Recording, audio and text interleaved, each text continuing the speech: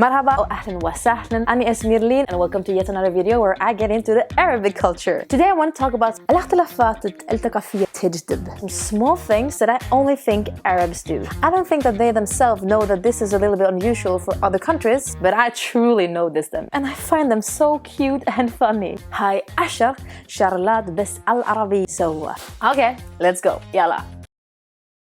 I will show you. First one up. طريقة طفولي بالدس في كاليادي. Is so cute. First time I saw an Arab person doing this, I thought it was trying to be funny. So I'm used to clapping like this. My top fingers hitting the palm of my hand, like this.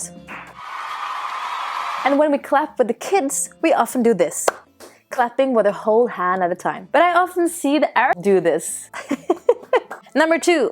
أعطى وعود بداية الجملة حتى من يحتشون باللغة مو مالهم. So this comes from wallah, meaning I swear to God. And Arabs use them on most things. I would only swear by something if it is really, really important and really serious, and someone might not believe me. I swear to God, I will never ever steal your money. I would never do that. And I don't know, maybe Arabs have some trust issues or something because they use it all the time. All the time. On everything. Wallah, saw your brother in the city today. Wallah, this is the best food I ever tasted. So it's really funny when they do it in a second language. Like for example, in Norway, they translate it to helt ærlig, like to be completely honest, or jeg lover, I promise. Helt ærlig, det her liker jeg ikke. Jeg lover den bilen var fin, ass. It is normal for Arabs, and sometimes it appears in the English language, but it's really weird in the Scandinavian countries. And this, let's go back to that car. What is it with Arabs and cars? Because number 7, مشاركة سنابات وهم بالسيارة. Go to Snapchat, enter SnapMap anywhere in Baghdad and open the first thing you see. I can guarantee you, wallah, I promise, the first thing you will see, 90%, is a car driver. Mostly it's shot by the driver himself, driving in the car while listening to some music. Isn't that against the law there? And what is it? Like, what is it? السيارة مقدسة شيء؟ سياح بزود على وين موسيقى الهولولا. It sounds like Native Americans, and I can't really do it myself.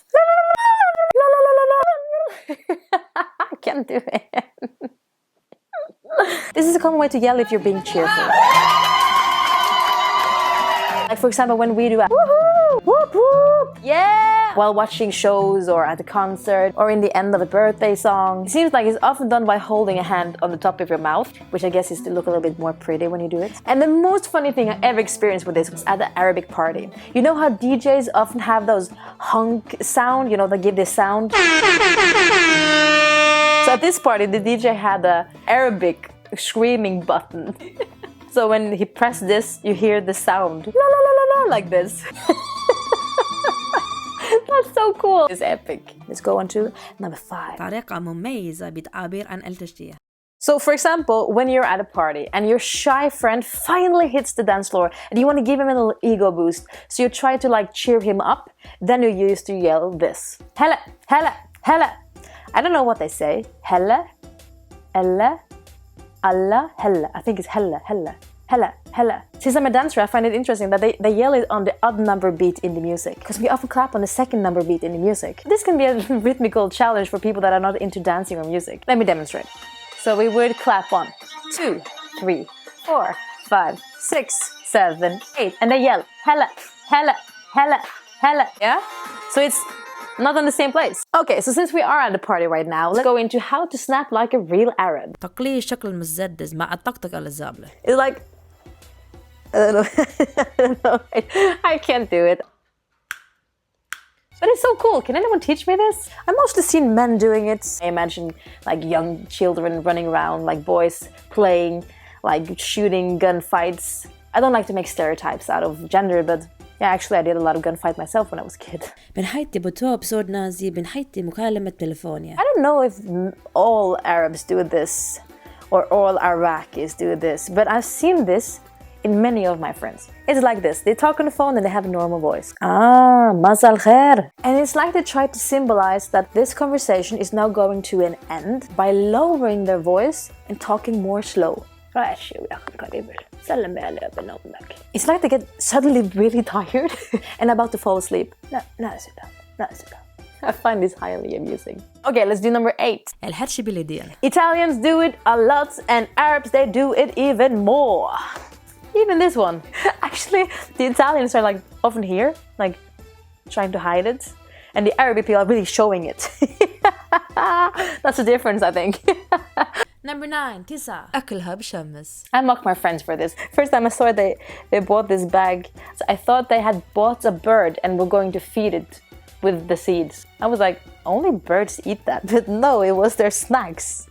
Voila, honestly, I find it a little bit tasty right now. And I can proudly eat it correct. See, there is a technique on how to get the shell off the seed with your tongue and teeth. And now when I see those shells somewhere, I know. Aha, شغلات عربي هنا. Okay, last but not least, number 10. كل نظيفين. Not that Europeans are unhygienic, but they are more focused on washing things in the Middle East. In the United States, they wear shoes inside. I think that's really nasty. In Norway, we don't do that. And Arabs also, I think, don't wear shoes inside. More hygienical. Historically, Arabs and Norwegian Vikings visited each other's country.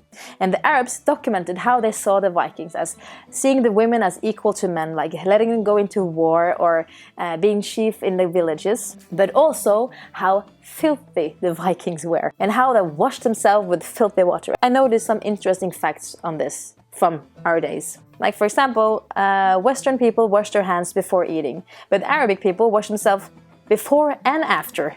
Also washing themselves around the mouth. وما كلش بهون إذا أكل بالإيد أو مشوكة. مشوكة؟ شتان. شنو بالعراقي? I now see that this is reasonable. Not to forget how Arabs wash themselves with water every time they go to the bathroom, while in the Western world they often just use paper. Actually, in some Eastern countries they don't even use paper. I'm a true big fan of the water thing. And let's not forget that the Europeans, we don't circumcise boys. We see it as something a man should decide when he's 18 plus. But the whole tradition comes from hygienic purposes. I know that even Christian people in the States actually do it. So these were my top 10 cultural differences. Do you agree with me? Comment below if I am missing some points. And like always, subscribe to my channel for more cultural fun stuff and to follow my Arabic journey. Okay, نشوفك بعدين. Thank you so much for watching. مع السلامة.